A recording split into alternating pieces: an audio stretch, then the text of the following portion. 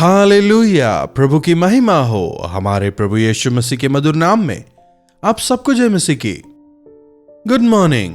एक और दिन प्रभु ने हमें दिया है कि हम उनसे प्रार्थना करें, उनके सानिध्य में समय बिताएं, उनके वचनों पर मनन करें, उनकी आशीषों में हम अपने जीवन को आगे बढ़ाते जाएं।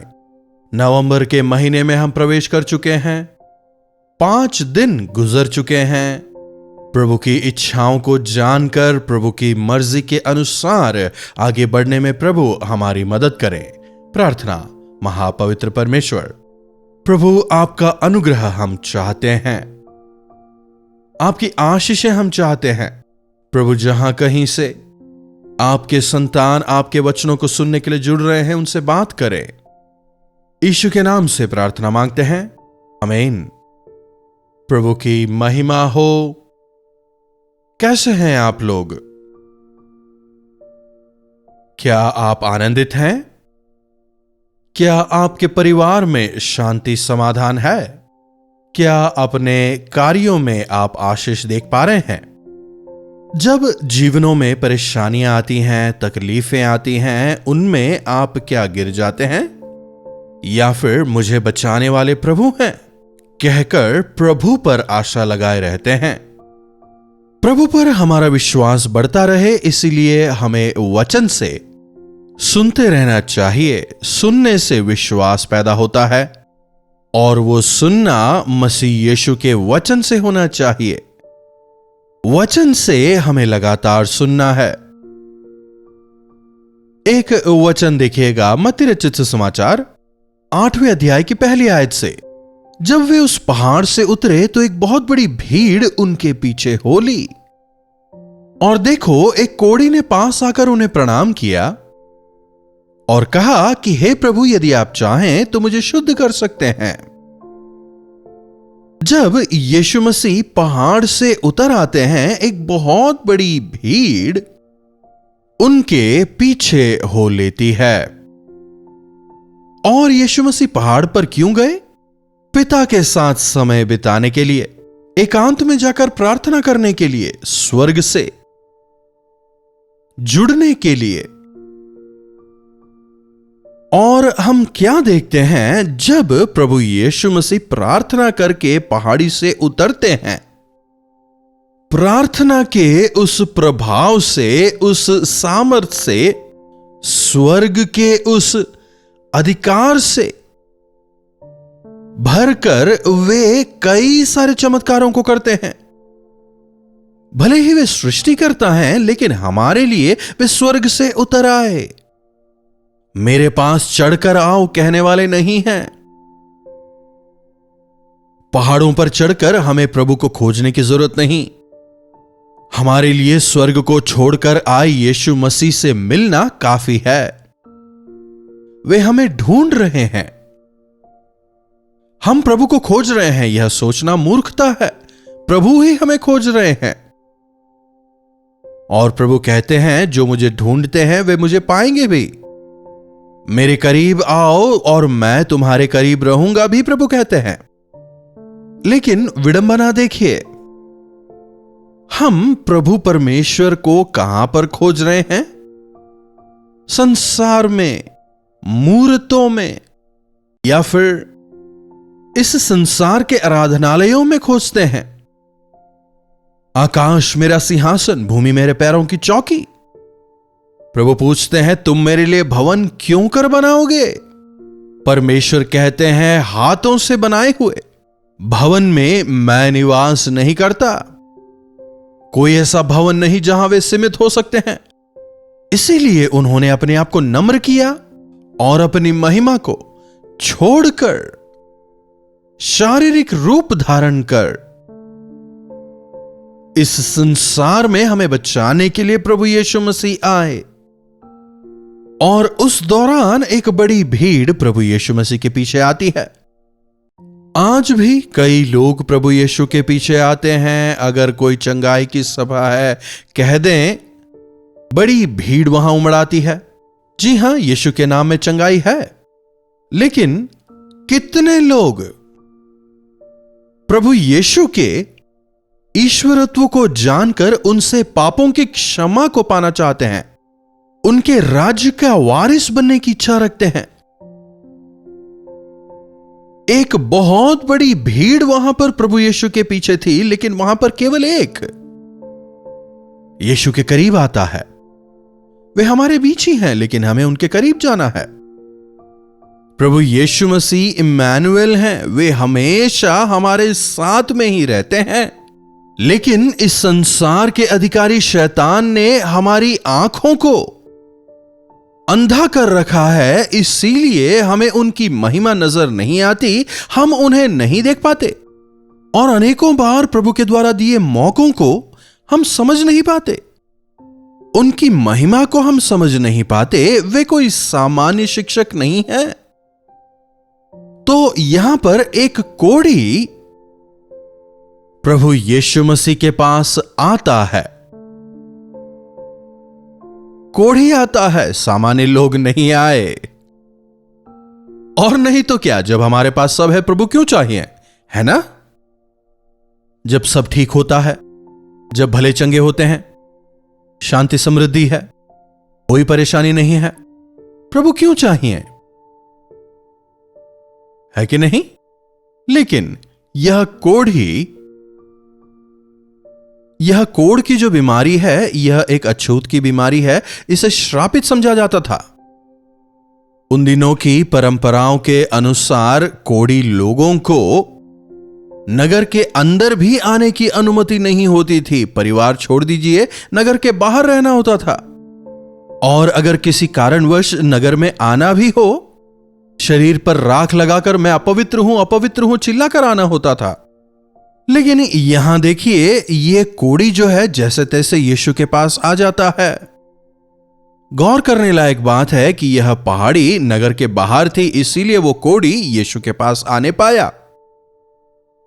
तो जैसे ही इस कोढ़ी को मौका मिला, जैसे ही उसने यीशु को देखा, वो यीशु के करीब आया और उनसे कहता है, प्रभु अगर आप चाहें तो मुझे शुद्ध करें। हे प्रभु कहता है, मुझे ऐसा क्यों बनाया, नहीं पूछता। प्रभु मुझे आपने यह कुष्ठ का रोग क्यों दिया, नहीं पूछता। इस कोढ़ की बीमारी से मुझे क्यों पीड़ित कर रहे हैं, नहीं कुड़कुड़ाता। बल्कि प्रभु यीशु मसीह के करीब आकर उनसे कहता है, हे प्रभु। बाइबल में हे प्रभु कहने का जो अर्थ है वो है, हे मेरे राजा, हे मेरे परिपालक, मेरे प्रभु, मुझ पर प्रभुता करने वाले। आपका मुझ पर अधिकार है, मानने वाले ही उन्हें प्रभु पुकार सकते हैं। कई यीशु को शिक्षक पुकारते थे, कुछ एक ने उन्हें अच्छा शिक्षक कहा। वे ना केवल अच्छे गुरु हैं, अच्छे शिक्षक हैं, बल्कि वे सर्वाधिकारी प्रभु हैं। प्रभु यीशु मसीह के नाम में पापों की क्षमा है, छुटकारा है। प्रभु यीशु ने अपने आप को नीचा किया, इतना नीचा कि क्रूस की मृत्यु तक को सहन कर ली, इसीलिए उन्हें सबसे ऊंचा किया गया है। वे सर्वोपरि हैं। हम केवल विश्वास की आंखों से उनकी महानता को देख सकते हैं। विभिन्न संदर्भों में प्रभु यीशु मसीह ने कई सारे कोढ़ियों को चंगा किया है। शायद इस कोढ़ी के कोई मित्र रहे होंगे जिन्होंने यीशु मसीह से चंगाई पाई होगी, या फिर रिश्तेदार रहे होंगे। शायद इसने उनसे पूछा हो, तुम्हें चंगाई कैसे मिली? प्रभु यीशु ने चंगा किया, इसलिए विश्वास के साथ आ रहा है। आज प्रभु यीशु मसीह के बारे में सुनाने के लिए हम बड़े बड़े स्टेज का आयोजन करते हैं, मीटिंग्स रखते हैं। इसके बजाय यदि परमेश्वर ने जो आपके लिए किया उसकी अगर आप गवाही दें, यीशु मसीह ने जो आपके लिए किया है उसे आप दूसरे लोगों को बताएं, कई लोगों को पास आने का मौका मिलेगा। बड़े लंबे चौड़े प्रचार सुनने के बजाय मसीह यीशु के प्रत्यक्ष चमत्कार को जब वे आपके जीवनों में देखेंगे, आपको चंगा करने वाले प्रभु, आपके जीवन को बदलने वाले प्रभु कितने महान हैं, समझेंगे। क्या आपने आशीष पाया है? क्या आपने चंगाई पाई है? क्या प्रार्थना के जवाब आपको मिले हैं? आपके जीवनों में आपने कई सारी आशीषों को पाया है ना? प्रार्थनाओं के जवाब आपको मिले हैं ना? क्या आपने कभी इन बातों की गवाही दी है? व्हाट्सएप करके आपको बताया तो था, पादरी साहब शायद कह रहे हैं, उतना ही काफी नहीं, अपने आसपास के लोगों के बीच आप गवाही दें। हमारे संतान नहीं थे, लेकिन आज देखिए बच्चे हैं।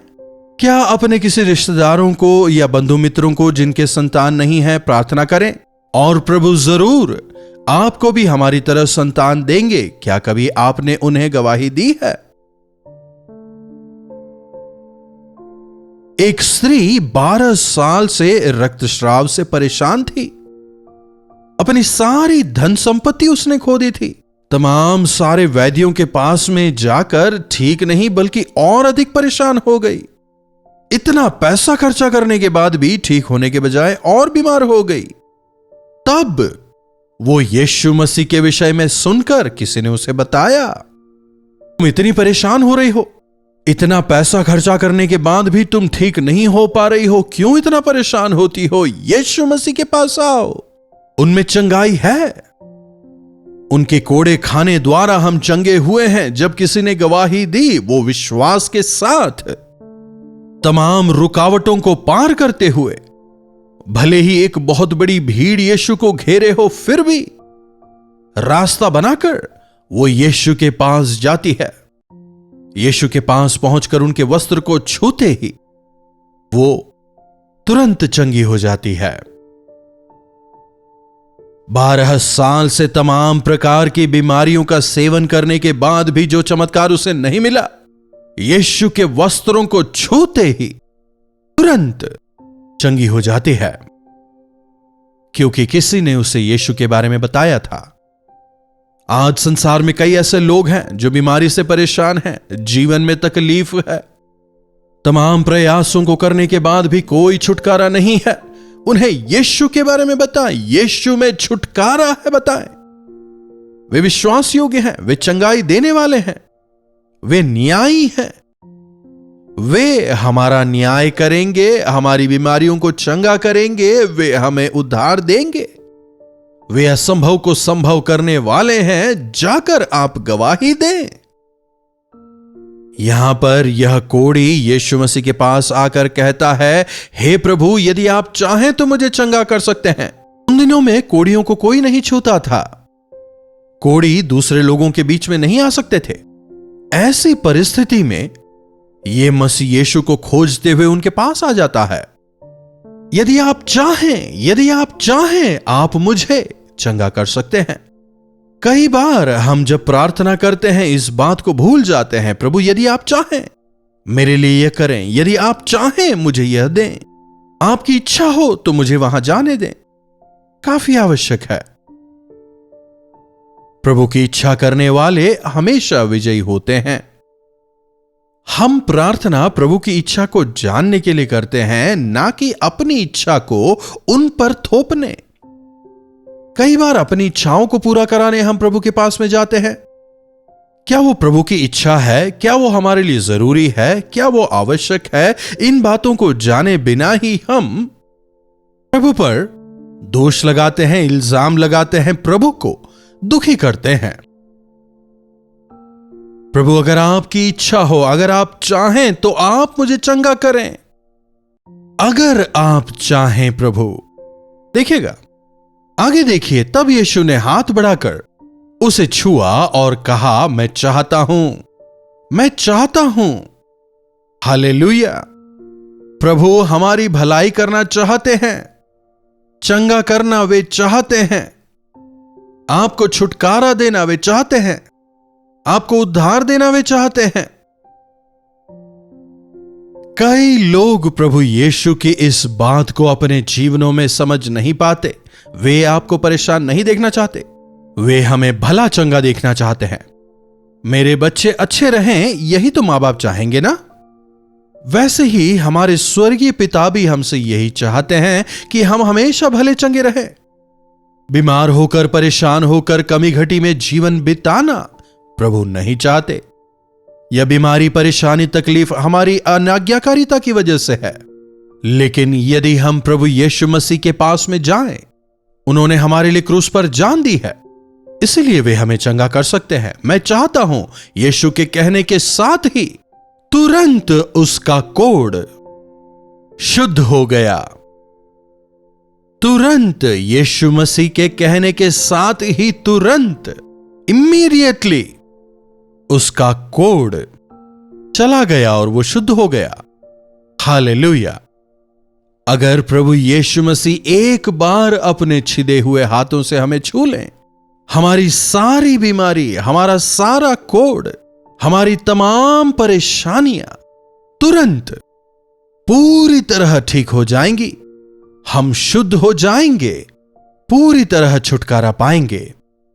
प्रभु, यदि आप चाहें तो इस समय मुझे चंगा करें। आपके हाथों में मुझे एक पात्र बनाएं, मेरी बीमारी को छुएं, मेरी परेशानियों को छूकर मुझे शुद्ध और पवित्र बनाएं। क्या आप प्रभु से कहना चाहेंगे? महापवित्र पिता, प्रभु एक बार फिर से अपने वचनों की गहराइयों को, अपने वचनों के गहरे भेदों को हमें बताने के लिए, हमें समझाने के लिए हम आपके शुक्रगुजार हैं। प्रभु, हमारे जीवनों में कई बार हमने आपकी भलाइयों को पाया है, आशीषों को हमने पाया है, आपकी चंगाइयों का हमने अनुभव किया है। लेकिन प्रभु, हमें क्षमा करें। उन आशीषों को, उन चंगाइयों को, उन भलाइयों को जीवन में पाने के बावजूद हमने उसे केवल अपने तक सीमित रखा, आपकी भलाइयों का बयान नहीं किया। प्रभु, हमारी मदद करें कि हम आपकी भलाइयों के विषय चुप रहने वाले ना हो जाएं, बल्कि अपने आस पड़ोसियों के बीच, बंधु मित्रों के बीच आपकी उन तमाम भलाइयों का वर्णन करते हुए आपके गवाह होकर जीने का अनुग्रह हमें से हर एक को दे। यीशु के नाम से प्रार्थना मांगते हैं, आमीन। अब हमारे पिता परमेश्वर का प्रेम, प्रभु यीशु मसीह का अनुग्रह, पवित्र आत्मा की संगति और सहभागिता हमें से प्रत्येक के साथ आज, कल और सर्वदा बनी रहे, आमीन। प्रभु यीशु मसीह की महिमा हो। अपने प्रार्थना विषयों को आप हमें 9884907779 पर व्हाट्सएप, वॉइस मैसेज या टेक्स्ट के जरिए भेज सकते हैं।